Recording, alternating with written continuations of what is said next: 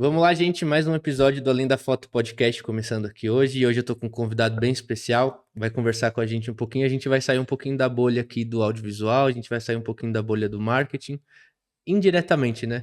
Porque tem um pouquinho ainda ali, bastante bagagem para falar pra gente. Convidado de hoje, Dr. Mauro, meu amigo pneumologista.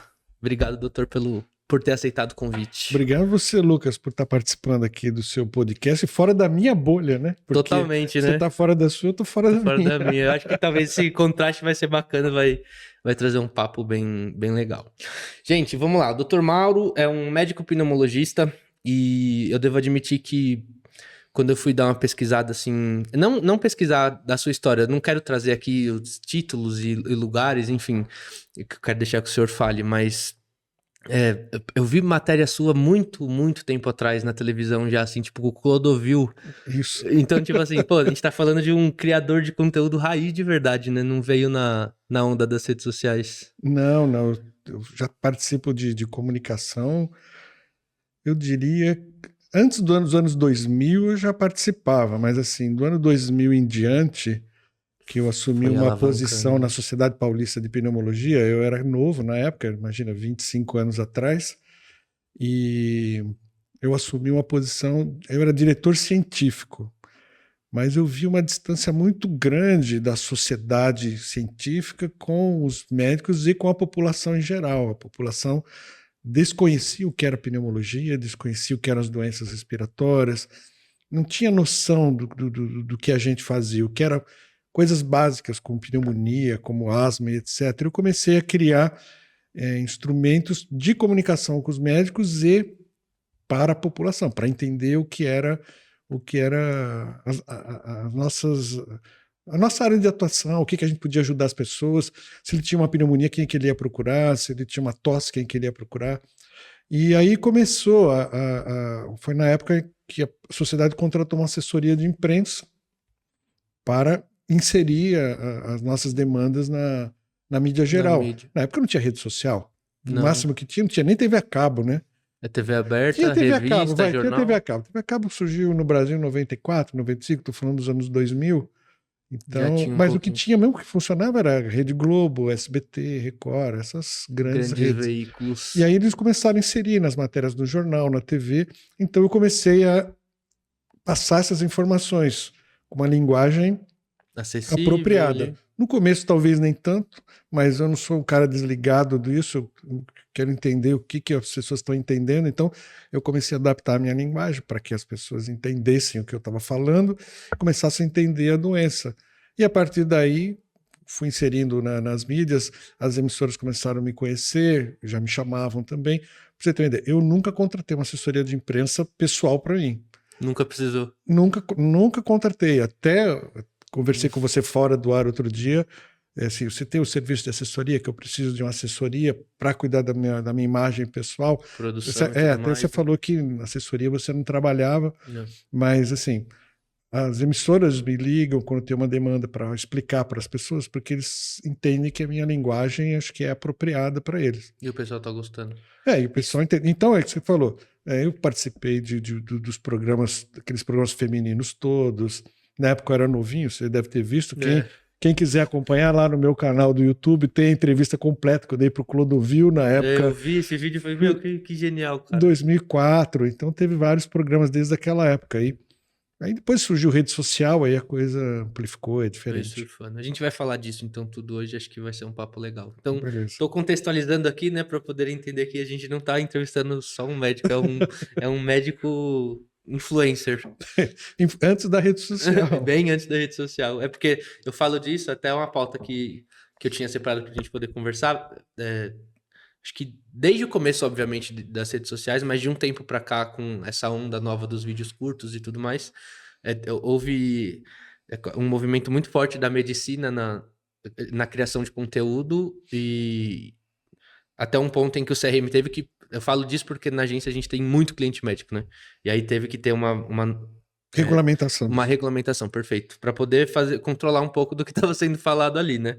E aí eu queria ouvir de hoje, com essa transparência de um médico que realmente cria esse conteúdo. Então, tipo assim, só que o que eu acompanho já do senhor já tem um tempo, é muito mais tranquilo, o senhor faz uma medicina de verdade. Eu falo que ainda existem médicos heróis, né? Não é só charlatanismo. Então, eu queria ouvir um pouquinho dessa vanguarda da medicina, como foi essa transformação de sair dessa época da televisão e começar a vir para a rede social, como isso refletiu ali no seu dia a dia. Eu acho que eu me inseri na rede social por conta de um site que eu tenho de educação médica, né? Isso também surgiu de uma necessidade que os médicos tinham na época. Isso não tinha Facebook ainda, porque eu sempre fui. Tinha uma comunidade do Dr. Mauro no Orkut. Não tinha comunidade no Orkut. Eu amo o Dr. Mauro, alguma coisa assim, Não não. tinha, não. Podia ter, eu odeio, mas eu acho que não tinha. Não. Mas assim, eu sempre fui, eu sou professor da faculdade, então eu sempre fui convidado para dar aula. E eu sempre gostei da inovação. Eu nunca dei aquela aula padrão com aquele slide chapado. Então eu sempre procurei usar os recursos que eu tinha de tecnologia da época, adaptado para a época. Então na época era PowerPoint. Hoje eu sei que tem outros aplicativos que fazem, mas o PowerPoint melhorou muito também. Mas eu usava e eu documentava muito bem os meus casos. Eu tinha máquina fotográfica digital. E antigamente as pessoas guardavam raio-x, tomografia nos armários, nos arquivos. E minha tese de mestrado foi sobre imagem radiológica na tuberculose. E até me apelidavam no hospital, tem um professor que inclusive vai participar do talk show do próximo episódio, que é um professor antigo do hospital, me chamava de Duran. Na época o J.R. Duran era um fotógrafo da Playboy, das mulheres. Referência, né, de moda. Eu não fotografava ninguém pelado, eu fotografava por dentro, que era o raio-x. É mais ou menos, né? Mas eu fotografava os raios-x todos digitais, então tinha um arquivo de imagem que começou a ficar grande. E muito Então acessível ali. eu dava aulas, mostrava as imagens que era totalmente diferente das imagens que as pessoas tinham nos livros ou na internet, que era precária na época. Começavam a me pedir imagem. Ai, que legal. Olha, então, além de tudo, temos fotografia envolvida ali, também, né? também. Que legal. Sempre curti. Quando eu viajava, eu levava às vezes 2 máquinas fotográficas para fazer uns ensaiozinhos aí, meio amadores, mas eu fazia. E era filme, né? Tinha que economizar. Você não podia tirar 200 fotos digitais hoje, e escolher, né? Uma. Não, você tem que economizar aquelas 36 ali. Que vinho. Mas então, o que aconteceu? Começavam a me pedir as imagens. Eu começava a passar para as pessoas pelo e-mail as imagens. Aí eu falei, pô, fico procurando as imagens, dando para todo mundo. Se eu botar isso numa página... Um acervo público ali. E as pessoas busquem ali gratuitamente, eu não vou ficar me preocupando e as pessoas têm acesso livre lá. Aí eu fui atrás de apoio para criar essa página. Isso era 2008, 2009. Aí consegui um apoio, vendi a ideia para uma indústria farmacêutica, me deu apoio para eu criar essa página, e eu criei essa página. Mas a página tinha os acessos dos conhecidos, dos amigos só. Quando chegou a rede social, que foi o Facebook, o site entrou no ar em 2009, o Facebook acho que entrou em 2010, eu falei, opa, eu vou divulgar por aqui, as pessoas podem conhecer mais esse trabalho. Aí eu comecei a divulgar no Facebook. Página, então. Não tinha outras redes sociais. O Facebook acabou com o Orkut, né? Isso. Eu não tinha Orkut. Na época, o Orkut... que também não ia ter nada para agregar lá, não.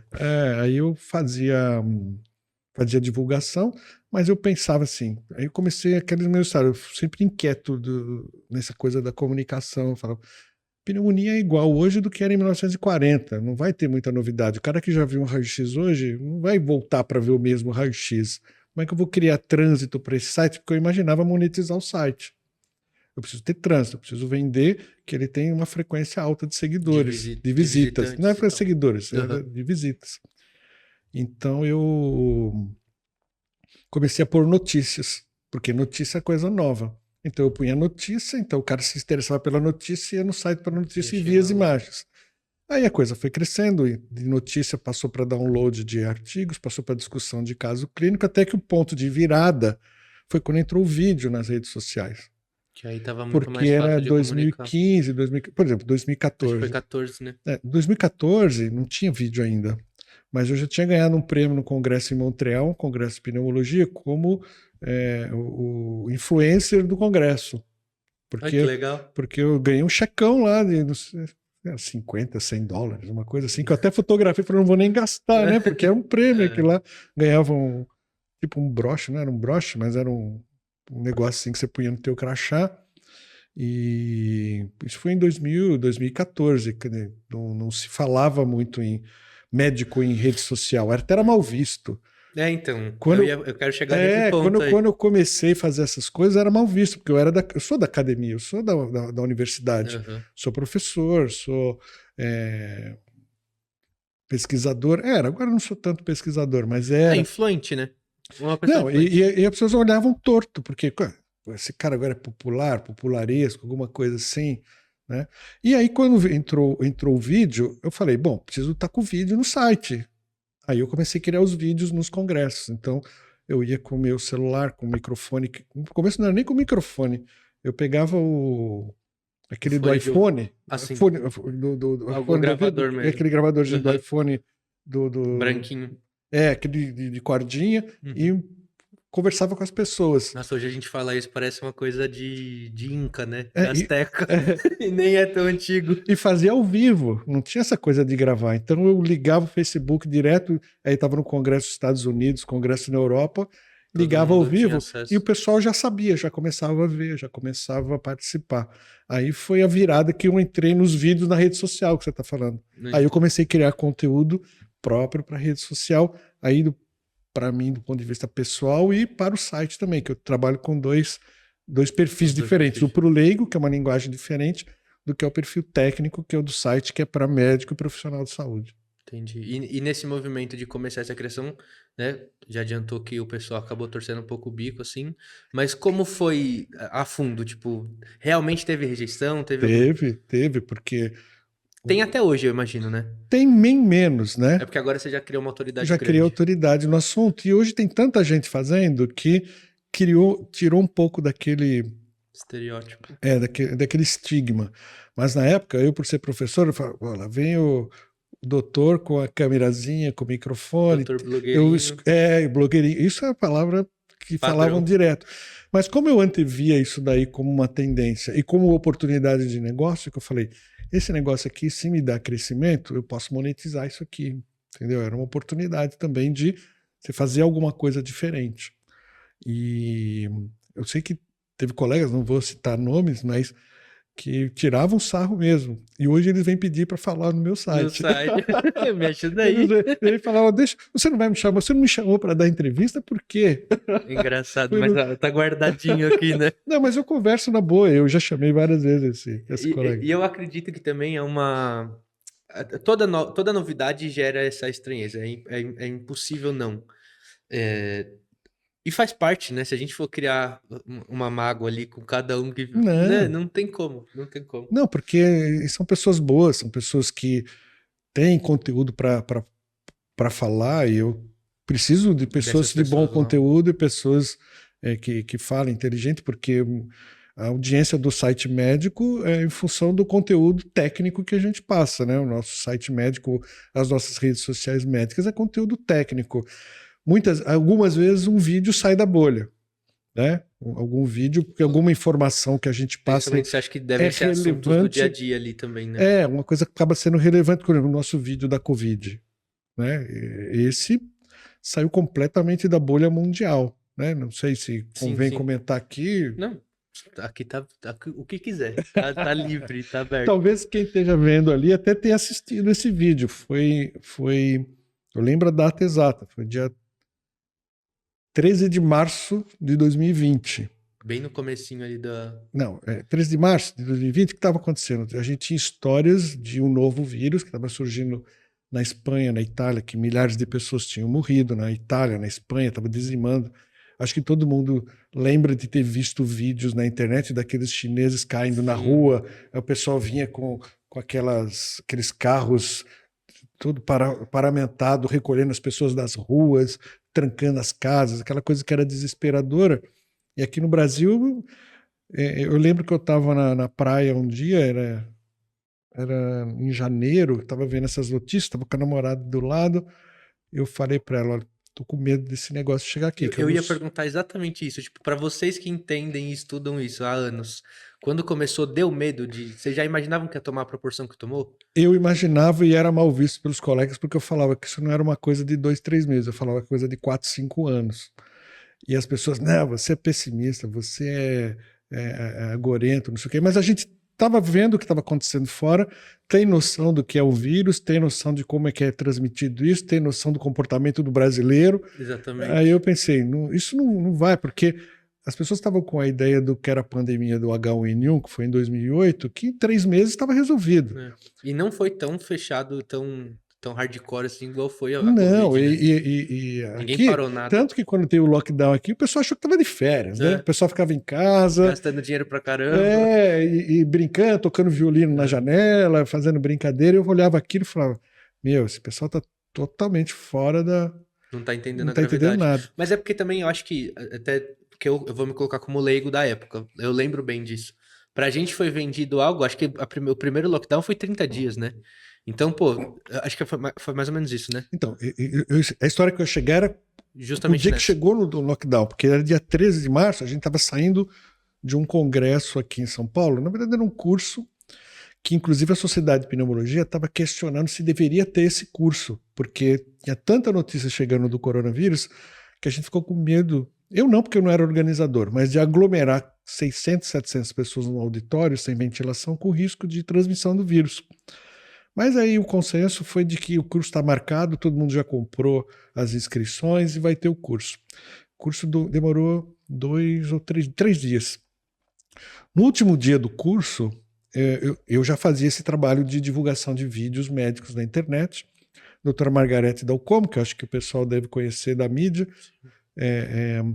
ela tinha voltado de uma reunião do Ministério da Saúde, onde ela tinha conversado com o ministro de Saúde da época, que era o Mandetta, onde eles foram, nessa reunião se reuniram com os outros países via online para saber como que era nos outros países, para o Brasil definir o que ia tomar de decisão em relação, né, de medidas ao coronavírus. E ela estava ali, tinha voltado da reunião, falei, Margarete, vamos gravar um vídeo sobre isso daí? Você passa as informações que ninguém está sabendo nada. Ela falou, vamos gravar. Aí chegou no final do dia, era umas 6 horas da tarde, sentado numa mesinha assim, com o celular ainda na vertical, deu um monte de problema de conexão aquele dia, a imagem estava ruim, foi uma porcaria o vídeo. Tecnicamente, se você olhar, é uma porcaria. Mas o conteúdo era bom e era ao vivo, e começou a entrar muita gente, o ao vivo, e eu olhava aquilo ali e falava, isso está fora do nosso padrão.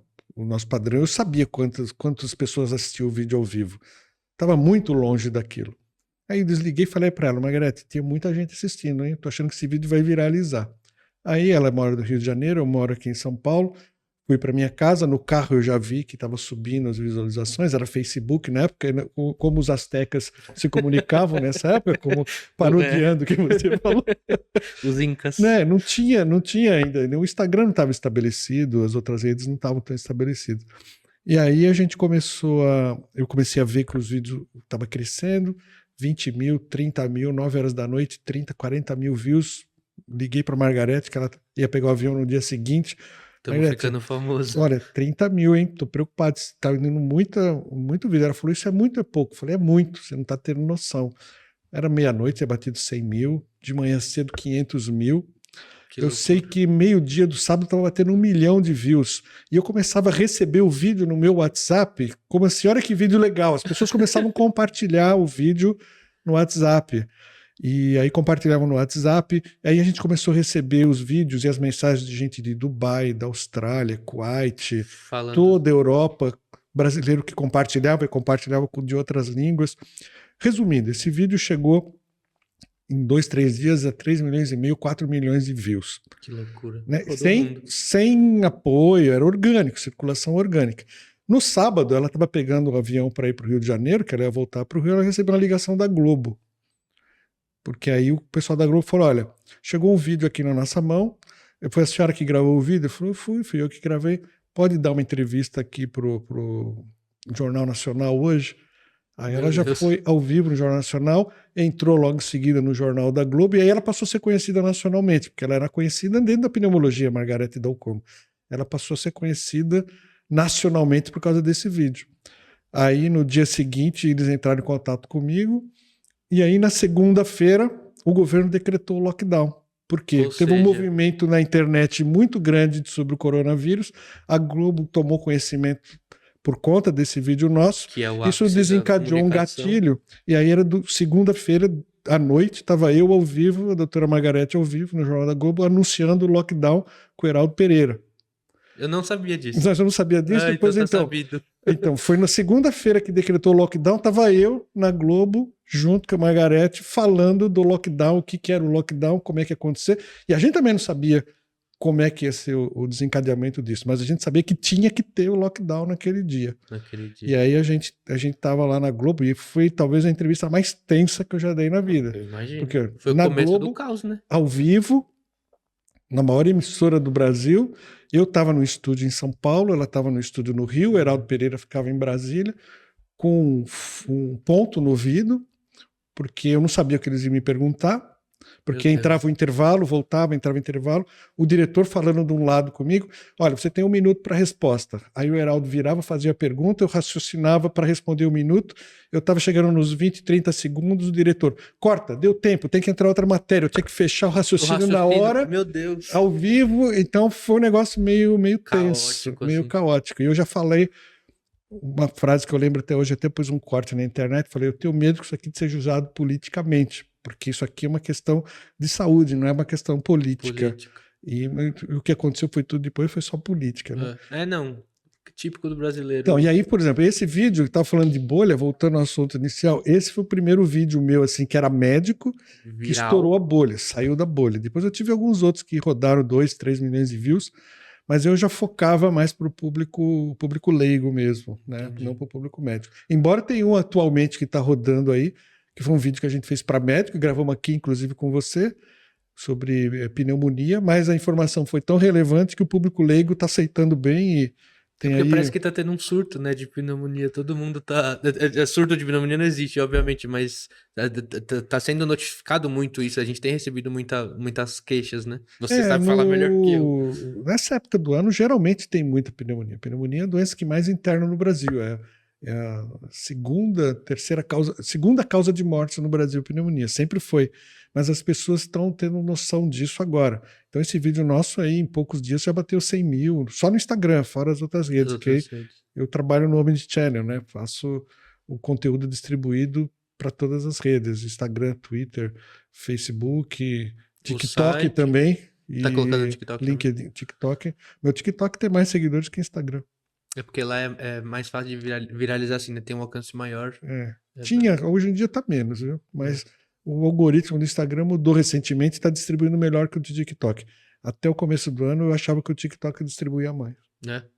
E meu vídeo não é com dancinha. É o mesmo conteúdo técnico, científico, porque o que me dá sem... ranço. Eu não vou dizer ranço, mas me incomoda esses médicos que fazem dancinha. Ou que fica aquele negocinho aqui. Cara, você é médico, você tem que passar informação técnica, informação de conhecimento para as pessoas. Você não precisa comportar como um blogueiro para passar informação em rede social, mas eu acho que as pessoas misturam um pouco as coisas. É porque... É principalmente essa linha mais estética, né, da medicina. São todos, mas é mais essa linha estética. O que eu vejo é... O que é a linha estética da medicina? O cara que vai fazer você emagrecer, que vai fazer crescer cabelo, tá. Medicina estética. Medicina estética, exatamente. E o que eu vejo, assim, é que acontece muito com a gente. Aconteceu muito nessa época da pandemia, porque médicos tiveram que se reinventar. Não foi o caso do senhor, porque já estava lá, né? Essa foi um pulo que a gente deu, porque como eu já tinha toda a estrutura online, na minha casa, no meu escritório, na minha casa, é um mini estúdio. Eu tenho iluminação, tenho microfone, só não tenho acústica, mas... Funciona super bem. As gravações, todas as entradas ao vivo que eu fazia na Globo, nos outros canais, era tudo no meu estúdio. Eu já adaptei minha biblioteca ali para funcionar até a biblioteca como um cenário e a coisa fluía assim. Então, quando fechou tudo, as aulas tinham que ser online, as reuniões clínicas tinham que ser online, os laboratórios que faziam eventos tinham que fazer online. Eles focaram em mim, porque eu já tinha o know-how, né? tinha estrutura, sabia como comunicar online e sabia como fazer. Aí esse meu negócio, entre aspas, cresceu por causa disso. Eu vejo, é justamente isso. Acho que a pandemia trouxe esses novos negócios, alavancou alguns que já existiam. E aí é exatamente esse o ponto. Médicos E a gente, pô, chegava até a ser triste um pouco, que você vê que tinha lá um doutor, sei lá, vou dar um exemplo aqui, tá? É, ginecologista de 55 anos, 60 anos, já estava estabelecido, já tinha ali O seu nicho, sua a clientela, carteira de clientes ali toda estabelecida, vivia super tranquilo, super confortável, e de um dia para o outro houve a necessidade se reinventar. dessa digitalização. Então começaram a chegar para a gente aqui na agência muitos casos nesse mesmo cenário. E aí chegava até dava dó, exatamente, porque, pô, que pena, né, que esse cara, nessa fase da vida, tá tendo que fazer. E com essa demanda dessa digitalização, eu percebi que surgiram novos, os social medias, né, que são pessoas que fingem que sabem o que estão fazendo ali para poder criar, e aí fala, ó, essa trend aqui tá em alta, é essa musiquinha aqui de 10 segundos, você vai apontar aqui, aqui, aqui, aqui, e aí depois na edição aqui eu coloco e posta. E tipo assim, é uma mão de obra desqualificada, e um cara que tá tendo a necessidade de chegar e não tava ligado. Tem muitos médicos que nem Instagram tinha. Então, tipo, e eu falo médico, mas isso serve para todas as áreas. Então foi um mix de coisas, de fatores que fizeram com que surgisse essa coisa da dancinha. Aí é um sobrinho que fala, não, faz isso aqui, não sei o que lá. E eu não julgo, mas ao mesmo tempo eu acho que é o que o senhor falou, perde a credibilidade e eu, desde sempre, tentei abordar com essas pessoas a necessidade de sempre gravar um vídeo bem gravado. E eu acho que a autoridade ela vem só pelo falar, não tem a necessidade de você viralizar uma parada para poder. Quantos dos seus vídeos virais tinham alguma coisa a ver com o áudio que estava em alta? Nenhum, Nenhum. nenhum, Então, assim, nenhum. por que viralizou? Pela Pela autoridade informação. e pela informação. E quando eu falo autoridade é justamente por saber o que tá falando. Você estava falando da internet antes da pandemia, que a gente dividiu o mundo, tem antes de Cristo e Totalmente. depois de Cristo. Agora é antes da pandemia e depois da pandemia. pandemia. É um marco temporal que a gente tem. Eu já fazia palestras para médicos de como se posicionar em internet e rede social. Na época o Instagram estava começando, o Facebook era a rede mais ativa, né? O Twitter era menor, mas eu já fazia palestras e faço ainda sobre como que é o posicionamento. Primeira coisa, o que ele quer na rede social? O que ele quer na internet? Ele quer ganhar autoridade, ele quer ganhar cliente, porque é diferente o posicionamento que você tem que ter. Se você quer atrair cliente para o seu consultório, você não tem que estar na rede social. Exatamente. Você tem que estar no Google. A rede social é uma rede de entretenimento, ele não é uma rede de busca. Eu tenho uma pneumonia, eu não vou olhar no Instagram quem é o médico que está fazendo de pneumonia ou quem é o médico que faz a dancinha para me atender com pneumonia. Eu vou no Google, busco o melhor pneumologista da região de São Paulo, sei lá o quê. Ou vai no convênio, vai ver quem atende. E exatamente. Aí, a partir do momento que eu vejo aquele cara, eu posso até olhar a rede social dele para ver quem é esse cara. Que é exatamente. Esse cara é confiável, ele fala coisa com coisa, ele qual a posição política dele, ele aparece na praia tomando cerveja de barriga de fora, então eu vou saber se o cara é confiável ou não, mas ele não vai buscar você ali. Agora, se você quer ter autoridade no assunto, ser reconhecido por isso, talvez o posicionamento na rede social seja importante. O que eu vejo é as pessoas confundirem, estou falando da minha área médica, eu não vou dizer das outras que eu não conheço, ser influencer com instagramer. Ou TikToker. Influencer, você tem uma autoridade naquele assunto, porque você é reconhecido por passar informações importantes, por conhecer aquele assunto, e você trabalha todas as mídias. Você tem o seu omnichannel que você atua em todos os campos. Isso eu acho que é ser influencer. O cara que publica só no Instagram tem até um bom público. Ele é instagramer, ele não entende de rede social, ele entende talvez de Instagram. E o que as pessoas confundem também, médico confunde. Autoridade é diferente de notoriedade. Notoriedade você pode ter, você ser um reconhecido porque você é bacana, você fala bonito, você faz uma dancinha legal, mas teu conteúdo é pobre. Autoridade não, independe de você fazer dancinha alguma coisa. A tua informação, o teu reconhecimento profissional por entender daquele assunto, por falar sobre aquilo, ou por resolver o problema das pessoas, é outro, é reconhecido. Então, você pode ser uma autoridade com 1.000 seguidores, mas você não tem essa notoriedade de 500 mil seguidores, mas você pode ter 500 mil seguidores e não ter autoridade, porque você não transmite autoridade. Não, total. Na verdade, às vezes vai jogar até contra, né? Por exemplo, posso até falar que é polêmico, mas a questão da autoridade vai muito da tua imagem. né? Eu não gosto particularmente de que médicas, por exemplo, estão aparecendo na praia de biquíni, porque o paciente não quer ver isso. Né? O cliente quer ver você como autoridade que vai resolver meu problema de saúde. Se eu vejo você numa festa tomando cerveja até de madrugada, na balada, pense, se coloca na posição do paciente. É. Você quer esse profissional atendendo você ou você quer o cara que transmite uma imagem de segurança, de Né? confiança? Não, e eu acho que isso entra para todas as áreas, né? Isso entra para todas as áreas. Eu e é engraçado porque são tantos fatores, né? Essa questão da médica que você falou, isso faz sentido. Ah, mas volto, né, na parte da Isso não é medicina questão de estética. Não, pelo preconceito, porque contrário. algumas pessoas entendem É como que preconceito. essa É a mesma geração do coisa. mimimi é muito chata. É, Não pode, mas é fato. Mas é a mesma coisa o médico que aparece na balada tomando cerveja até de madrugada, Exatamente. entendeu? É a mesma É a coisa. mesma coisa. E é isso que eu ia falar. E aí, às vezes, essa falta de noção de entender que existem essas divergências fizeram com que esse movimento chegasse e aí tivesse tanto diminuído a autoridade de alguns que fazem coisa séria, porque aí você acaba se sentindo, tipo, entre aspas, você vê um médico que fala só porcaria, o cara com 2 milhões de seguidores. Aí você fala, pô, tô aqui me preocupando, faço conteúdo todo dia, tô há, sei lá, 20 anos trabalhando com isso, não tenho nem um terço disso. Aí você vai se sentindo, você vai se sentindo. Só que o que eu sempre tento falar, né, para cliente, e seja da área médica ou não, como tá a sua agenda? Isso daí para mim é padrão. Como tá a sua agenda? Você sem fazer isso, você não tá atendendo, tá legal? Vamos lá olhar de fato como que tá a agenda desse cara? Será que tá isso tudo? Sabe?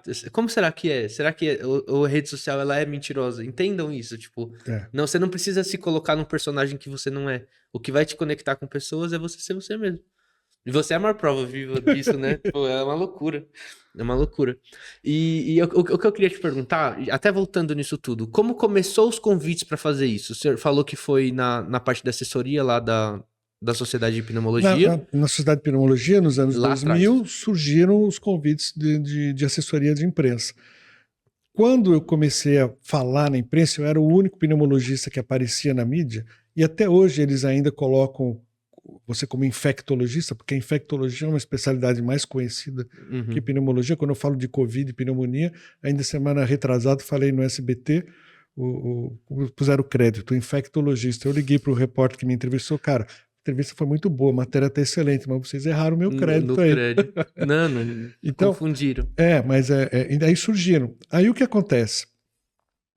Muitas vezes, as indústrias farmacêuticas precisam inserir alguns assuntos na mídia, porque é interesse de que as pessoas tenham maior reconhecimento sobre a importância da asma, porque a asma é uma doença que mata muitas pessoas no Brasil. Só para você ter uma ideia que está assistindo aí, morre uma pessoa no Brasil a cada 4 horas por asma. Então, as pessoas precisam buscar tratamento, precisam saber o que é a doença.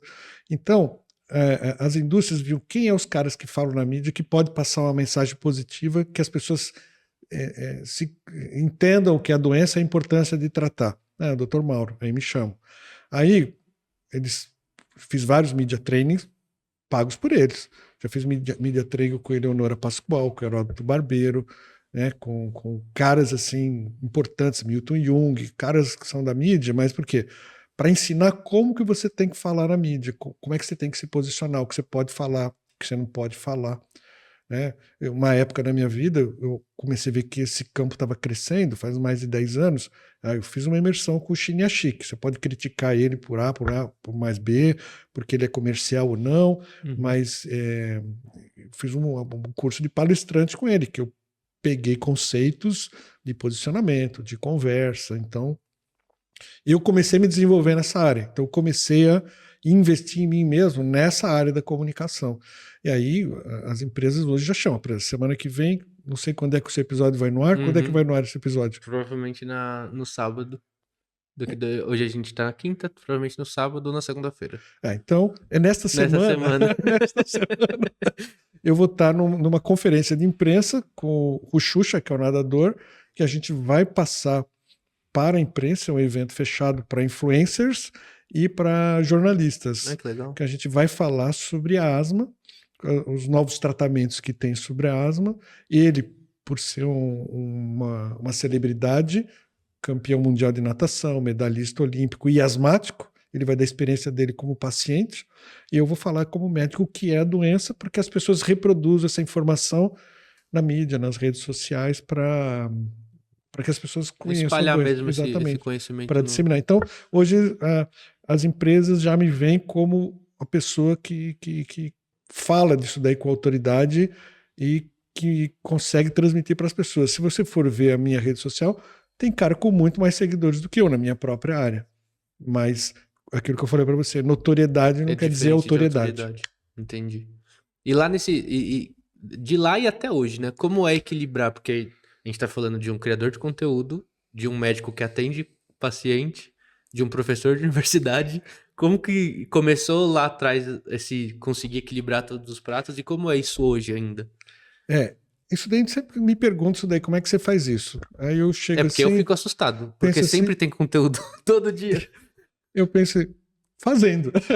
Só, ponto. Não é que é fazendo assim, porque eu procuro me organizar e ter disciplina, né? Tudo que a gente vai fazer tem que ter a disciplina daquilo. O cara pode. Eu vejo muita gente contratando agência para cuidar da sua mídia, Terceirizando essa terceiriza isso responsabilidade, daí. né?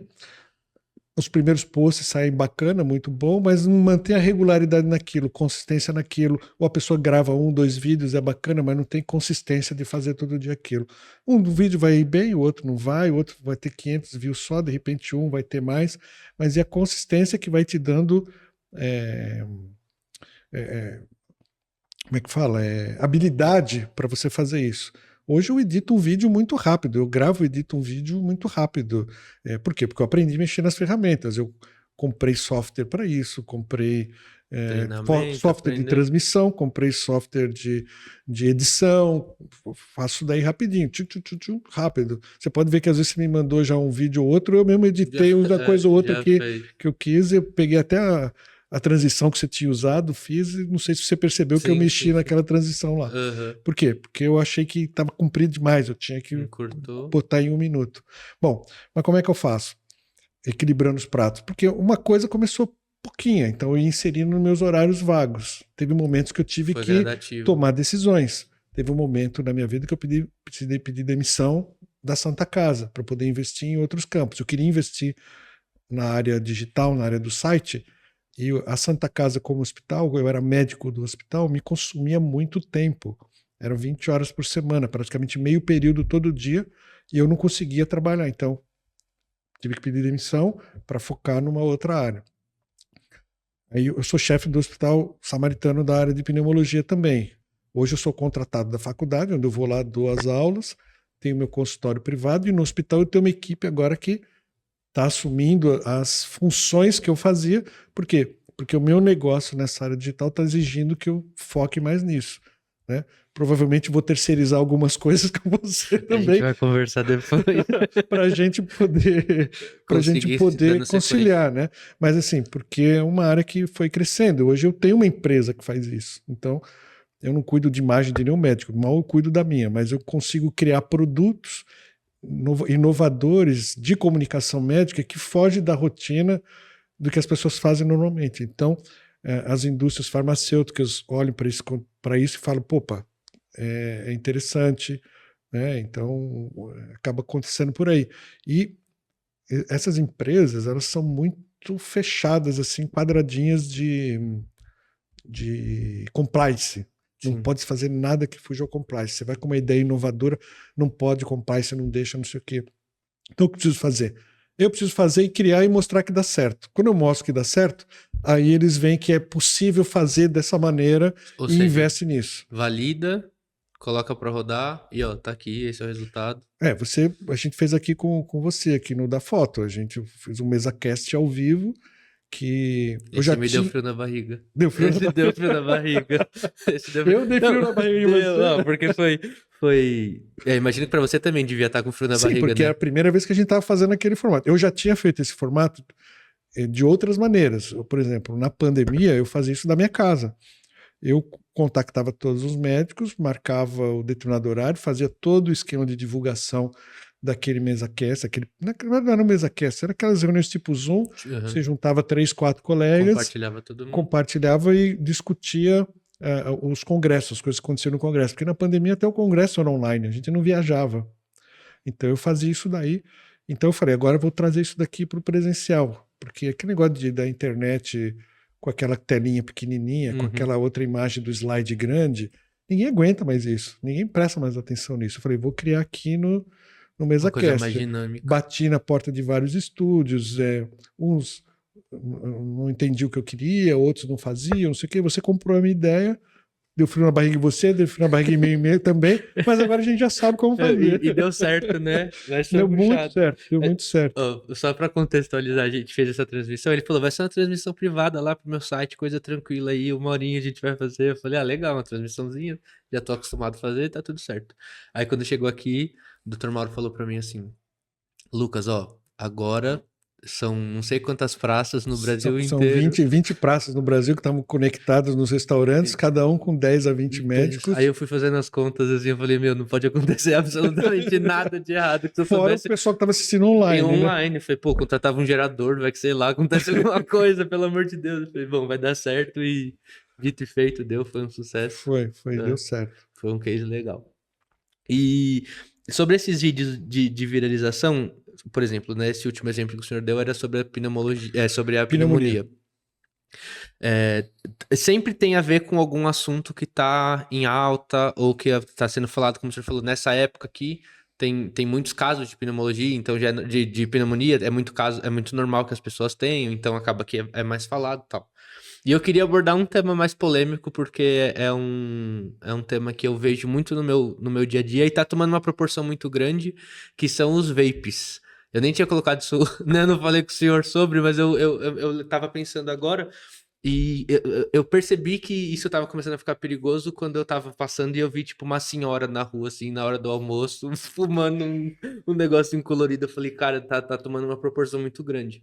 Eu queria entender, vocês como médicos da área, esclarece para todo mundo que é, sei lá, da minha idade menos, que não entende realmente o problema e a problemática toda envolvida no uso de vape de pod. Isso daí, se eu quero ganhar hater na internet, é falar quando eu falo de maconha e vapor. São os dois assuntos que me rendem hater, assim, porque eles são muito organizados e tem uma indústria por trás, uma indústria por trás alimentando esse exército, não só de informações pseudocientíficas, mas também de comunicação que eles veem em massa no seu perfil para atacar. Aí o que acontece muitas vezes é isso. Por quê? Porque o vapor eu tenho o presidente da comissão de tabagismo da Sociedade de Brasileira de Pneumologia, ele fala que é a chupeta eletrônica. Por quê? Porque ele traz dependência. Hoje em dia, os vapers, os pods de quarta geração, eles formularam a nicotina de um modo diferente do que eram os iniciais. Os primeiros cigarros eletrônicos, a nicotina, ela tinha uma formulação que era muito irritante da garganta. Então as pessoas ficavam com muita irritação na garganta e elas não aderiam ao cigarro eletrônico. Esse já tem um tempão, né? Já faz uns 10 anos. 20 anos. Mais. Eu lembro que parecia uma canetinha, né? Parecia um cigarrinho comum mesmo. Hoje eles desenvolveram uma nicotina que ela é facilmente absorvida, ela é mais facilmente absorvida que a nicotina do cigarro comum, causa mais dependência. Então, um podzinho, em média, aí, que dura 4 dias, a pessoa fuma em 4 dias. A quantidade de nicotina que ela está consumindo é equivalente a 2 maços e meio de cigarro por dia. Ela fuma muito mais do cigarro convencional. Aí eles põem cores diferentes, cores atrativas para o jovem, porque o cigarro ele é condenado, já está estigmatizado. Ninguém vê mais como bonito alguém fumar um cigarro comum. Já o cheiro muito forte, cheiro ninguém aguenta forte, mais. É feio, é proibido. Então, na Europa tem lojas de vapers que você entra assim, parece que você está dentro da Apple, de tão atraente que é as coisas para o jovem. Aí você faz um comparativo do que era o cinema em 1950, onde os atores, as atrizes eram bonitos filmar, né? Clark Gable, Rita Hayworth, aquele pessoal antigo, parecia fumando, que era charmoso. Eles transferiram isso para o vapor hoje, né? Então, além da dependência, ele tem elementos ali dentro derivados da queima do filamento, porque para aquecer aquele material tem que queimar o filamento. Aquele filamento solta metais pesados que se depositam no pulmão e são cancerígenos. Outra substância que existe lá dentro são os álcoois que eles colocam ali para diluir as substâncias que eles vão fumar, e que o propileno glicol ele aquece a 300 graus, vira formaldeído, que é cancerígeno. E não se sabe o que mais eles põem. Tem gente que põe maconha, tem gente que põe essências de óleos, óleos essenciais, tudo que é fumado deletério para o pulmão. Então, as doenças pulmonares estão acontecendo mais precocemente nos jovens, doenças que aconteceriam lá pelos 40 anos de idade, quando a pessoa já fumou 20, 30 anos, estão começando a aparecer com 20 anos de idade. Tem até uma doença nova chamada EVALI, que é uma doença que está matando jovens por lesões agudas no pulmão. A pessoa vai para a UTI, quando não morre, fica com o pulmão com fibrose que precisa ser transplantado. Então, é algo perigoso. É algo perigoso. Porque assim, não é legalizado, né? Pelo contrário, ainda continua. Eu lembro que teve até uma conquista Teve uma consulta recente, né? pública, isso. A gente participou com vídeos para o pessoal ir contrário. A consulta pública na votação popular perdeu, porque a indústria foi muito, muito atuante para legalizar, mas a Anvisa não caiu nessa e a Anvisa manteve a recomendação de não legalizar. Mas ainda assim, aqui É que é você compra muito. É em cada compra esquina, né? fácil, né? Banca de jornal, na praia. Já vi gente, camelô vendendo na praia.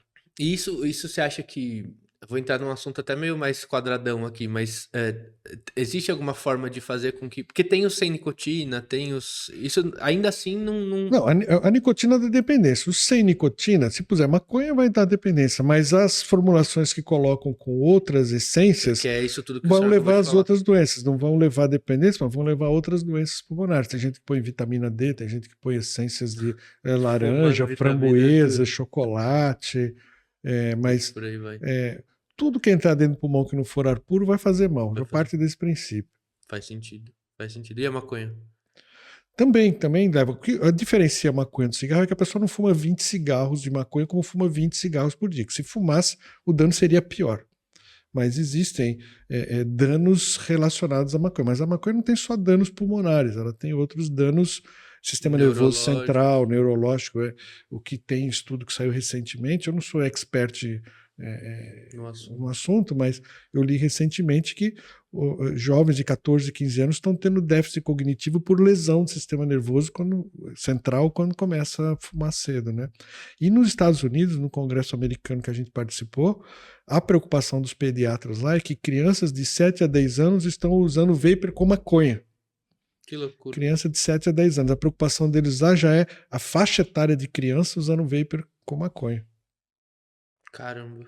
É Logo, logo chega assustador. aqui também. É assustador. Que loucura. E como que por exemplo, esse é um assunto que já faz tempo, 20 anos atrás. E existe uma parte da pneumologia que atua nesse sentido? Tipo assim, pô, médicos que são focados em estudar esse tipo de comportamento, de como vai ser as consequências disso? Tem. O vapor, na verdade, o início dele era uma ideia boa. Surgiu os chineses que inventaram como um método para parar de fumar. Então a Eu falei pessoa. disso porque você falou desbloqueou uma memória aqui. Do meu pai, ele fumava cigarro, e eu lembro dele indo buscar na Portuguesa Tietê um cara que importava, e aí ele passou lá rapidinho, o cara entregou pra ele numa caixinha e era uma canetinha assim mesmo. Eu era muito criança nessa época, então, e foi justamente nisso, tipo, na ideia de parar de fumar. Na ideia inicial era que você trocaria um cigarro com muitas outras substâncias tóxicas por um cigarro com menos substância tóxica para você trocar e parar de fumar. Só que o que aconteceu na sequência não foi isso. As pessoas não paravam de fumar, elas ficavam mais dependentes da nicotina ainda e acabavam fumando os dois. E hoje em dia, a indústria, porque quem está por trás do cigarro eletrônico é a mesma indústria que faz o cigarro convencional. É a British Tobacco, é Philip Morris. Eles estão mudando o foco de negócio deles do cigarro convencional para o eletrônico. Para maior dependência, então, estão conseguindo criar dependentes mais jovens. E o Brasil, que é um exemplo mundial de luta anti-tabaco, o Brasil conseguiu em poucos anos cair de 40% de fumantes para menos de 10%. Que loucura. É um exemplo para o mundo. Quando se fala de luta anti-tabaco, o Brasil é colocado como exemplo mundial de luta anti-tabaco. Está se perdendo isso agora por causa do vapor. Por causa do vapor. Que loucura. Eu falo porque eu comecei a ficar até preocupado. Eu não fumo nada E ver na roda de amigo um monte de gente já meio que ficou comum. E aí passando gente em escola hoje, já tá tão normal que estão levando na mochila. Tipo, eu não consigo mais. Na minha época isso era totalmente. Tinha meia dúzia de gato pingado ali que fumavam cigarro.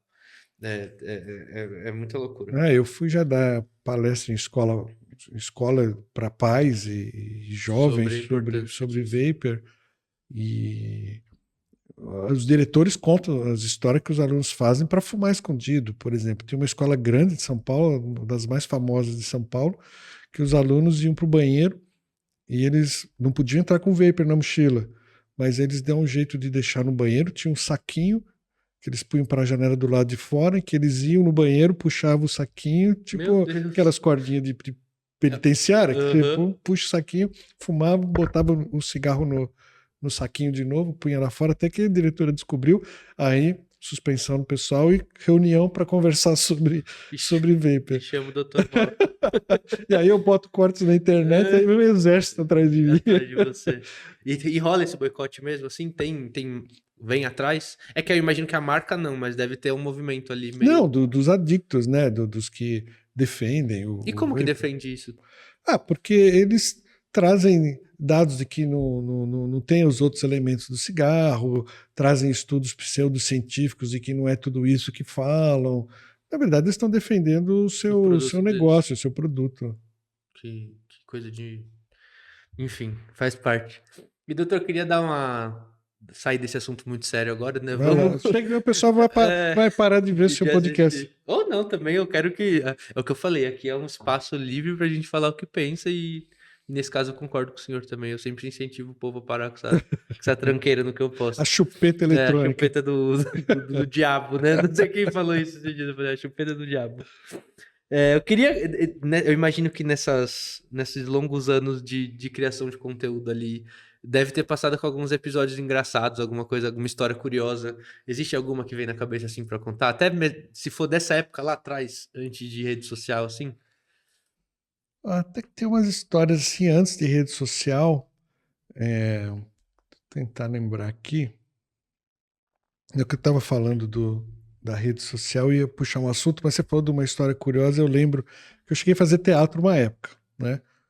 Quando eu era adolescente, pós-adolescente, até a época que era residente de medicina, Uhum. eu compartilhava um grupo amador de teatro, que a gente participava, cheguei a ficar em algumas peças, Maria Della Costa, alguns locais aí. Que legal. Mas aí eu não conseguia conciliar muito, ou eu dava plantão, É ou porque eu ia tinha falar, que só ir. faltava essa agora, né? Também o Dr. Mauro, além de tudo, ator agora também. Aí, né, nessa época, era faculdade, depois residência, mas a residência consome muito, é plantão, tem que estar no hospital, não tem horário para entrar, horário para sair. O teatro funciona fim de semana você está trabalhando. Então eu consegui conciliar até um tempo, eu cheguei até em rádio sortear ingresso, tal, Que legal. rádio Transamérica, eu lembro até hoje que eu fui na rádio de manhãzinha e tal, pedi para alguém me cobrir, mas chegou uma hora que eu tenho que fazer uma opção, ou você segue isso aqui, meu negócio é ser médico, isso aqui era Um hobby ali, né? hobby, uma brincadeira, embora o nosso grupo era um grupo até que legal. E eu lembro, a gente fez uma peça que minha tia que tinha escrito. Minha tia foi da TV, meu tio-avô foram Uhum. da TV. E ela também, além de Então tá atriz, na veia aí essa veia né, artística. mais distante, mas Tá. teve esse contato com ele. Aham. Meu tio foi da Globo. Você acho que não estava pensando em nascer ainda, Talvez né? não. Talvez não. Eu era criança, mas ele participou de novelas, minha tia também, ela foi escritora também, então ela escreveu uma Que legal. peça e ela queria testar esse texto, se o texto era bom. E a gente tinha o nosso grupo e falou: pega o meu texto, monta a peça. E a gente montava do nosso jeito amador, não era Uhum. nada super profissional. Mas pelo menos eu ver a receptividade do público, se tiver que mudar alguma coisa e tal. E a peça era um pessoal que se reunia num sítio, mas sabe que as pessoas não se conheciam, não entendiam o que estavam fazendo ali naquele sítio. Era uma coisa meio estranha. Hoje, se você for ver o seriado, parecia a Ilha de Lost, mas na época não existia a Ilha de Lost. As pessoas estavam ali, não sabiam o que estavam fazendo ali, tentavam sair, não conseguiam fugir. E resumo da ópera: estava todo mundo morto e não sabia.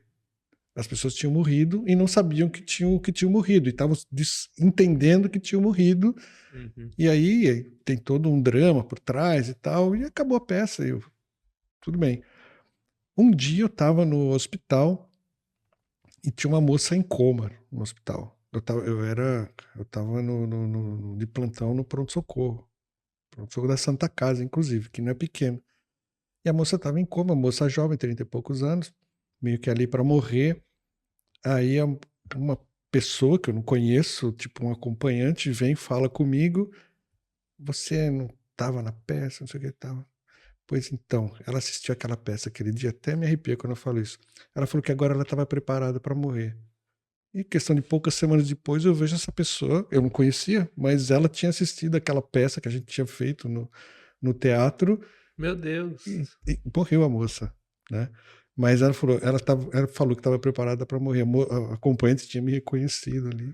Nossa, mas é uma coincidência Muito, é muito. muito, Porque uma assim, coisa é encontrar na rua, mas tipo. E ainda mais já nos finalmente. naquela situação. Então, você falou, não é uma história engraçada, mas é uma história que me marcou, assim, na época que Eu tava esperando aqui o gancho cômico chegar, porque eu falei, foi caramba, não, dramático. foi o contrário. Fizeram assim muito rápido. Agora, de coisa Não, mas engraçada, calma. E aí foi isso, tipo assim, encontrou, foi a peça e acabou. Não teve o que fazer, nunca mais viu o cara, já era. nunca vi mais a moça, nunca mais vi aquela acompanhante, porque eu estava no plantão, foi uma coisa de plantão de pronto-socorro. Você não vê a pessoa no outro dia, você não acompanha todos os dias, né? Não, e mais, um texto da sua tia. Essa peça era o texto da sua tia. Era o texto da minha tia, Olha que exatamente. loucura. Exatamente. Além de tudo, E né? O cara que engraçado. eles encontraram da peça era o sobrinho de quem escreveu. Sim, e que estava atuando na peça, É. que eu atuava na peça também. Não, então, por isso que eu tô falando, ainda poderia ter sido algum dos outros atores, né? Mas É. não, encontrou com. É. É quase Engraçado místico que isso. meus tios já morreram faz bastante tempo. É, o sobrinho dele tá vivo, felizmente, ótimo. Ele foi um dos autores, ele é um dos escritores que escreveu Rá-Tim-Bum, Castelo Rá-Tim-Bum. Ai, que legal. Ele é um cara que é escritor, ele escreve livros e é roteirista. Ele mandou no Instagram outro dia aí para mim uma mensagem dizendo uma notícia que a peça estava estreando em Minas Gerais. Eu falei, puxa, depois de 30 anos, Essa mesma mesma peça eles estavam fazendo uma remontagem em Minas Gerais. Eu falei, pô, que legal, bacana. Arte não envelhece, né? Arte é muito, pô, não tem nem o que falar. Mas você falou de coisa engraçada. Eu não crio vídeos direto para a internet, né? Você vê que tem conteúdo todo dia, mas eu recorto entrevistas da TV que eu faço. Como eu falo muito para a TV, faço muito evento, que eu tenho coisas gravadas, eu não paro para gravar para a internet. Eu vejo daquele conteúdo que eu tenho um momento ali que é legal. interessante, um gancho, eu Consegue jogo ali. desdobrar bastante. Então eu não paro, então eu não tenho um negócio que eu me lembre assim muito engraçado para falar das gravações aí. Não, não, imagina. Mas esse dramático aí já foi. Pô, busquei cobre e encontrei ouro. Que legal.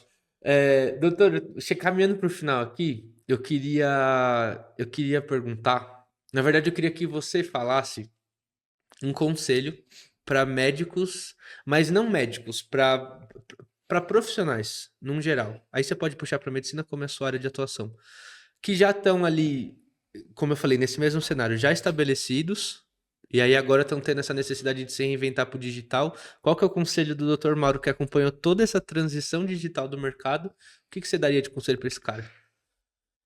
Olha, eu acho que eu vejo os médicos novos muito imediatistas. O pessoal tem essa coisa não sei se já a geração que tem essa coisa da velocidade e quer fazer uma coisa agora e que já tem a resposta depois. Eu sou de uma época e a nossa geração de médicos era assim, você vai criando o seu caminho e vai construindo, porque isso vai te sedimentando e você vai ser reconhecido em algum momento. Eu lembro que eu tinha um professor na faculdade que ninguém assistia a aula dele. Ele é um senhor já idoso, ele tinha uma traqueostomia, quer dizer, ele tinha um buraco aqui na região da garganta, ele não saía a voz dele, saía aquela voz... Uhum. Ninguém assistia a aula dele porque ninguém aguentava ouvir. Eu, na verdade, assistia, porque eu até acho que tinha pena. Falei, ninguém vai ficar na aula dele, que chato. Eu vou ficar. Meus pais estão pagando a faculdade, eu vou assistir a aula e vou assistir a aula dele. E ele deu um conselho numa das aulas dele que eu Eu não esqueço até hoje. E quando eu falo para os alunos na faculdade, eu dou esse conselho. Ele fala: não corra atrás do dinheiro. Deixa o dinheiro correr atrás de você. Aí eu entendi essa mensagem, eu entendo hoje. Você faz a coisa boa, correta, com qualidade, você vai ser reconhecido. A questão do imediatismo é esses caras que querem fazer a dancinha, quer vender um produto charlatão, quer fazer alguma coisa porque quer a notoriedade rápida e quer que entre no dinheiro rápido. Só que isso mancha a tua reputação, acaba com o seu conceito, você não ganha autoridade. Você pode até ter uma notoriedade por alguns momentos, mas você não vai se sustentar. A pessoa que tem consistência, faz a coisa correta, tem disciplina, precisa ter disciplina. Se você não tiver disciplina e fazer, mesmo que a coisa não deu certo, vou refazer de outra maneira, vou ver os erros, e vai construindo, em algum momento isso vai estourar. E aí as pessoas vão começar a te buscar, a te procurar, seja o cliente na sua empresa, que você falou, conselho aberto, na tua empresa, que seja pequena, ou seja empresa grande, ou você como um profissional liberal, ou como médico, fazendo a coisa com consistência, qualidade, né? Não tem como não fazer se não tiver qualidade. Você pode fazer com consistência, fazer ruim, também não vai resolver. Você vai insistir no erro, né? Então, fazendo com qualidade, corrigindo os erros e disciplina, uma hora a coisa vai A coisa acontecer. acontece. Que legal. E não é, acho que a busca não é a fama, né? A Não. busca é sucesso. E eu acho que sucesso e fama caminha quase que para lá do oposto. Às vezes junta, às vezes não, mas o brasileiro é muito vaidoso, né? Eu digo duas coisas que o brasileiro é. Posso ser uma frase polêmica aqui e vão me cancelar. O brasileiro é egoísta e vaidoso, né? O brasileiro gosta de aparecer. Então ele faz de tudo. Você vê que o maior índice de cirurgias plásticas quase que no mundo é Brasil. Brasil e Estados Unidos. A aparência importa muito no brasileiro, né? O brasileiro não gosta de Fórmula 1. O brasileiro gosta de ganhar, né? Gosta de estar por cima. Ele curtia Ayrton Senna. Não tem mais Ayrton Senna ou outro ganhando. Nossa, é Ninguém. muito isso, né? São poucos que acompanham. Seleção brasileira. Gosto de ganhar. Eu não gosto de futebol. Eu gosto de ganhar. Gosto de ser o primeiro, ser o melhor. Então, o UFC ficou em alta uma época com o Anderson com Silva, Anderson lembra? Aí todo mundo Silva, gostava de assistir o UFC. o brasileiro ele é vaidoso. E outra coisa que o brasileiro é, a gente fala, o brasileiro é solidário. Não, o brasileiro é egoísta. Ele gosta tudo para mim, né? A fama do brasileiro, o que é? Ele dá jeitinho em tudo. O que é o jeitinho? O jeitinho é você fazer a coisa do seu jeito. E tirar um proveito disso. Tirar um proveito disso. Isso é o fundo de egoísmo. Então, se a gente conseguir tirar essas características e focar na qualidade, na competência, o reconhecimento vai vir naturalmente para o seu nicho ou fora do seu nicho, porque você vai ser reconhecido como um cara competente, um cara que faz a coisa correta, ético, que tem que resolve o problema das pessoas, porque no fundo, quando a gente vai buscar um profissional, é porque você tem um problema para ser resolvido. Na minha área é um problema médico, né? Se você não oferecer uma solução que me atenda, eu não vou fazer negócio com você, né? Fim de papo. É assim, o cara vai te buscar por quê? Aquele lá reconhece, já bati em 3, 4 médicos, aquele lá me resolveu o meu problema. Então, você não pode fazer igual a todo mundo, porque todo mundo está fazendo. Você tem que ver o que é realmente o correto. E na rede social acontece muito disso. Vou fazer isso porque está todo mundo fazendo. Mas se todo mundo está fazendo, você vai ficar perdido ali no meio. Você vai ser só mais um. Você vai ser só mais um fazendo. Você tem que fazer algo que resolva um problema das pessoas. Né? Outro conselho que me surgiu agora aqui, eu gosto de pegar negócio que está mal resolvido, né? Se você vai trabalhar num local que a engrenagem já está funcionando, você é só mais um. Se você vai para um lugar que está bagunçado e você dá um pouco de jeito naquilo, você aparece. E as pessoas não gostam de pegar lugar que está bagunçado, quer entrar já na maciota. Acho que maiores conquistas profissionais que eu tive foi quando eu peguei coisa que eu não queria fazer, mas era o que apareceu, era o que tinha para o momento, né? Teve uma época na Santa Casa que precisava se criar um ambulatório de tuberculose. Tuberculose é uma doença que as pessoas não curtem muito, é uma doença que, entre aspas, não traz dinheiro, porque é uma doença de saúde pública, tratada pelo serviço público, né? Geralmente de pessoas de classes sociais menos Mais privilegiadas.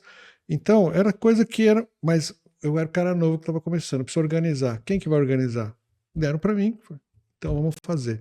Criamos um ambulatório de referência nisso, que saiu artigos publicados, comecei a ser reconhecido nacionalmente como referência em tuberculose. Era o que eu queria fazer na época? Não, talvez não fosse, mas me trouxe isso. Quando eu entrei na Sociedade Paulista de Pneumologia, deram uma funça lá nos anos 2000, que era essa questão da comunicação, que ninguém queria fazer. Dei um jeito naquilo, começou a funcionar, você sobressai. Então, você pegar um negócio que está mais ou menos resolvido, ou está mal resolvido, e você dá o mínimo de consistência para aquilo, opa, esse negócio é bom mesmo, você está aparecendo, esse cara é bom. Então, entre em coisas, se surgir oportunidade, não deixa passar a oportunidade, pega a oportunidade, porque pode ser que aquilo naquele momento não seja o melhor, mas você pode fazer disso daí um trampolim para coisas maiores depois. Que é o que você quer. Eu vi, é uma frase que eu vejo bastante. De dia você paga suas contas, de noite você corre atrás de realizar seus sonhos, né? Tipo assim, faz o básico, faz bem feito, Faz bem feito. e aí o resto vai vir e vai caminhar até E você. aquela coisa, né? Tem uma outra frase, eu não sei a frase exata como é que é, mas que momento que você construiu o teu sucesso? Porque você está trabalhando o dia inteiro, como todo mundo está trabalhando. Bom, é na hora que o pessoal está vendo a novela, é na hora que está vendo futebol, é nas horas você vai construir o teu diferencial nas horas que os outros não estão fazendo isso. Porque no dia a dia do trabalho todo mundo está fazendo isso.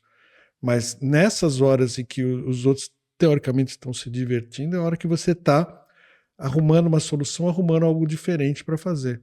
Eu não vou ter meu lazer? Claro que vai ter. É só você equilibrar isso daí direitinho, que todo Dá mundo tempo pra tudo. dá tempo para tudo. Mas você tem que usar alguma hora. Ah, mas eu não ganho para isso. Você pode não ganhar financeiramente, mas você vai ganhar em competência, vai ganhar em qualidade e lá na frente vai ser Em construção, recompensado né? diferente do que as outras pessoas que Que estão não na fizeram, média. que não fizeram.